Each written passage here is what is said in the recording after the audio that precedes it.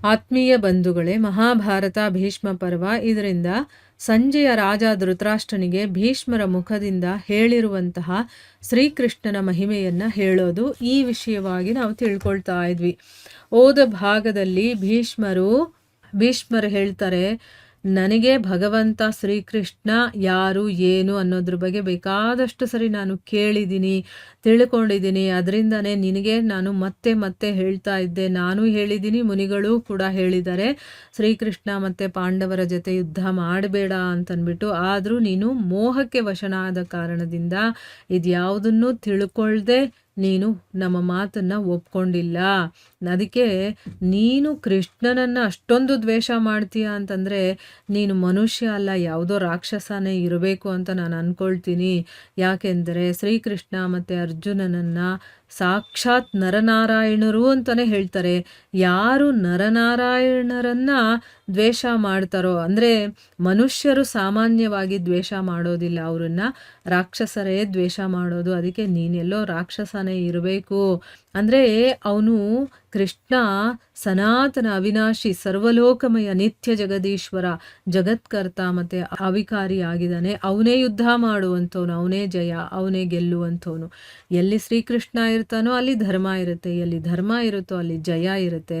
ಶ್ರೀಕೃಷ್ಣ ಪಾಂಡವರ ರಕ್ಷಣೆಯನ್ನು ಮಾಡ್ತಾ ಇರೋದ್ರಿಂದ ಅವರದೇ ಜಯ ಆಗುತ್ತೆ ಅಂತೆಲ್ಲ ಭೀಷ್ಮರು ಹೇಳ್ತಾರೆ.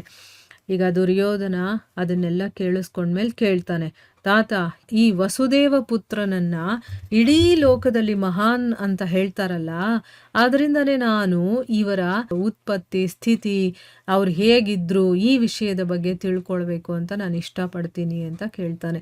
ಅಂದರೆ ಅವನನ್ನು ಮಹಾನ್ ಅಂತ ಕರೀತಾರಲ್ಲ, ಅದಕ್ಕೆ ಅವ್ರು ಹೇಗೆ ಹುಟ್ಟಿದ್ರು ಹೇಗಿದ್ರು ಅದ್ರ ಬಗ್ಗೆ ಎಲ್ಲ ನಾನು ತಿಳ್ಕೊಬೇಕು ಅಂತ ನಾನು ಇಷ್ಟಪಡ್ತೀನಿ ಅಂತ ಕೇಳ್ತಾನೆ.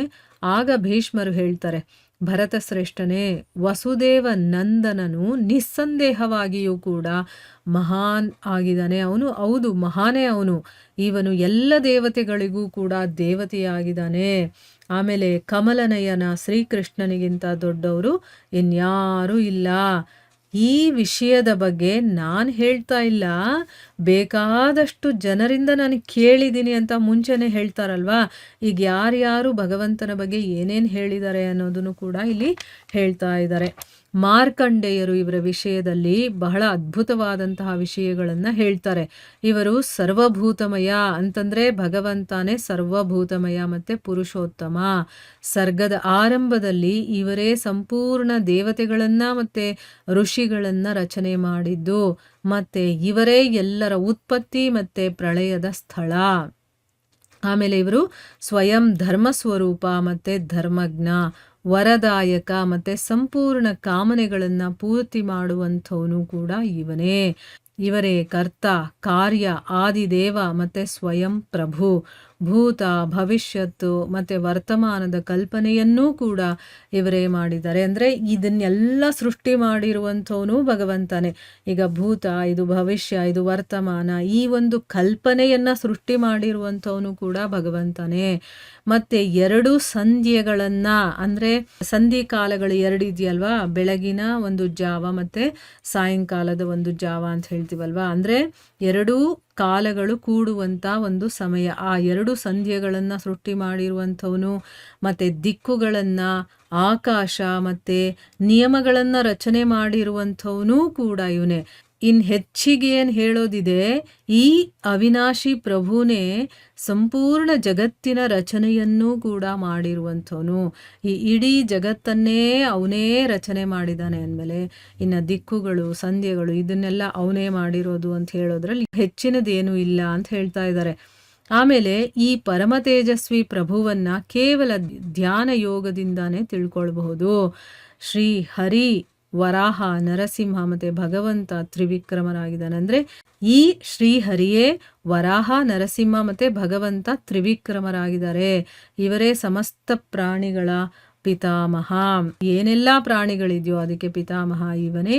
ಈ ಶ್ರೀ ಕಮಲನಯನ ಭಗವಂತನಿಗಿಂತ ಹೆಚ್ಚಿನ ಬೇರೆ ಯಾವುದೇ ತತ್ವ ಹಿಂದೆ ಯಾವತ್ತೂ ಇರಲಿಲ್ಲ, ಮುಂದೆ ಇರೋದು ಕೂಡ ಇಲ್ಲ. ಇವರೇ ತಮ್ಮ ಮುಖದಿಂದ ಬ್ರಾಹ್ಮಣರನ್ನ ಸೃಷ್ಟಿ ಮಾಡಿರೋದು, ಭುಜಗಳಿಂದ ಕ್ಷತ್ರಿಯರನ್ನ, ತೊಡೆಗಳಿಂದ ವೈಶ್ಯರನ್ನ, ಮತ್ತೆ ಕಾಲುಗಳಿಂದ ಶೂದ್ರರನ್ನ ಉತ್ಪತ್ತಿ ಮಾಡಿದ್ದಾರೆ. ಇವರೇ ಸಂಪೂರ್ಣ ಭೂತಗಳ ಆಶ್ರಯ. ಯಾವ ಮನುಷ್ಯ ಹುಣ್ಣಿಮೆ ಮತ್ತೆ ಅಮಾವಾಸ್ಯೆಯ ದಿನ ಇವರ ಪೂಜೆಯನ್ನು ಮಾಡ್ತಾರೋ ಅವರು ಪರಮಪದವನ್ನು ಪಡಿತಾರೆ. ಇವರು ಪರಮ ತೇಜಸ್ವರೂಪ ಮತ್ತು ಸಮಸ್ತ ಲೋಕಗಳ ಪಿತಾಮಹ. ಮುನಿ ಜನರು ಇವರನ್ನು ಹೃಷಿಕೇಶ ಅಂತ ಕರೀತಾರೆ. ಇವರೇ ಎಲ್ಲರ ನಿಜವಾದ ಆಚಾರ್ಯರು ಮತ್ತು ಗುರು. ಅಂದರೆ ಭಗವಂತನೇ ಎಲ್ಲರಿಗೂ ಕೂಡ ಗುರು. ಯಾಕಂದರೆ ನಮಗೆ ಒಳಗಡೆಯಿಂದ ಒಂದು ಇನ್ಸ್ಟ್ರಕ್ಷನ್ಸ್ ಕೊಡ್ತಾ ಇರ್ತಾನೆ.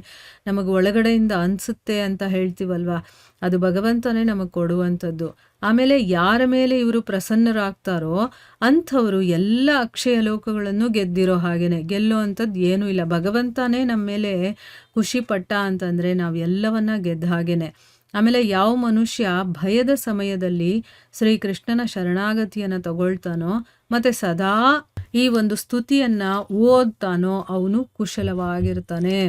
ಅಂದರೆ ಸಂಕಟ ಸಮಯದಲ್ಲಿ ಭಗವಂತನನ್ನು ಸ್ಮರಣೆ ಮಾಡಿಕೊಂಡು ಈ ಒಂದು ಏನು ನಾವು ಇಷ್ಟೊತ್ತು ಬ್ರಹ್ಮನ ಸ್ತುತಿಯನ್ನು ಕೇಳಿದ್ವೋ ಅದನ್ನು ಓದೋನ್ಗೆ ತುಂಬಾ ಸೌಖ್ಯವಾಗಿರ್ತಾನೆ ಮತ್ತು ಸುಖವನ್ನು ಕೂಡ ಪಡೀತಾನೆ. ಅಷ್ಟೇ ಅಲ್ಲ, ಅವನಿಗೆ ಯಾವತ್ತೂ ಮೋಹ ಅನ್ನೋದೇ ಬರೋದಿಲ್ಲ, ಮೋಹ ಅನ್ನೋದೇ ಅಟ್ಯಾಕ್ ಆಗೋದಿಲ್ಲ, ಮೋಹ ಅನ್ನೋದು ಆವರಿಸ್ಕೊಳ್ಳೋದಿಲ್ಲ. ಇವರನ್ನ ಯಥಾವತ್ ರೂಪದಿಂದ ಸಂಪೂರ್ಣ ಜಗತ್ತಿನ ಸ್ವಾಮಿ ಮತ್ತು ಸಮಸ್ತ ಯೋಗಗಳ ಪ್ರಭು ಅಂತ ತಿಳ್ಕೊಂಡೇನೆ ರಾಜ ಯುಧಿಷ್ಠಿರ ಇವರ ಶರಣಾಗತಿಯನ್ನು ಪಡ್ಕೊಂಡಿದ್ದಾನೆ. ಅಂದರೆ ಯುಧಿಷ್ಠಿರನಿಗೆ ಗೊತ್ತಿದೆ ಇವನೇ ಜಗತ್ತಿನ ಸ್ವಾಮಿ, ಎಲ್ಲ ಯೋಗಗಳ ಪ್ರಭು ಅಂತ. ಅದಕ್ಕೋಸ್ಕರನೇ ಯುಧಿಷ್ಠಿರ ಏನು ಮಾಡ್ದ, ಈ ಭಗವಂತನ ಶರಣಾಗತಿಯನ್ನು ಪಡ್ಕೊಂಡಿದ್ದಾನೆ ಅಂತಂದ್ಬಿಟ್ಟು ಹೇಳ್ತಾರೆ. ಮುಂದುವರೆದು ಏನು ಹೇಳ್ತಾರೆ ಅಂತ ನಾವು ಮುಂದಿನ ಭಾಗದಲ್ಲಿ ತಿಳ್ಕೊಳ್ಳೋಣ. ಹರೇ ಕೃಷ್ಣ.